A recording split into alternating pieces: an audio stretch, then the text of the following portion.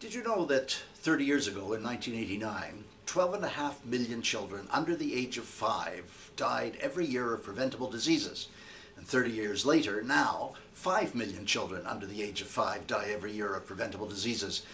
That's a pretty ghastly and appalling number still, 15,000 a day, but it's quite a remarkable improvement over the years. I didn't realize that half of the children who die this year die during the neonatal period, the first 28 days of life. Did you know that 30 years ago only 3 countries in the world had laws against corporal punishment, and now today 58 countries have laws against corporal punishment? Did you know that 30 years ago 1,000 children were killed or paralyzed by polio every day? And now, 30 years later, we've had a 99% recovery. That is a 99% improvement. Did you know that if you wanted to bring the class sizes of Africa down to roughly 23 students per class in primary and secondary school, as it is in the Western world on average, you would need an additional almost 6 million teachers?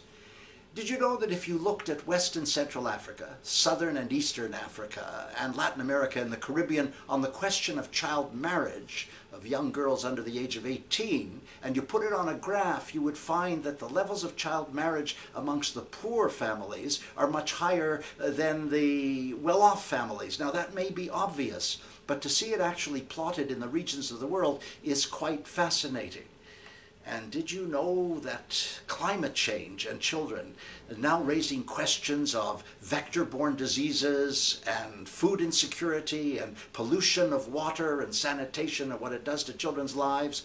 All of those nuggets plus many others are in a new report which was published on November the 20th this year, which is exactly 30 years after the adoption of the Convention on the Rights of the Child by the General Assembly of the United Nations. And it's an interesting report. It has photographs which actually mirror the narrative content. It has graphs which are accessible and illuminating.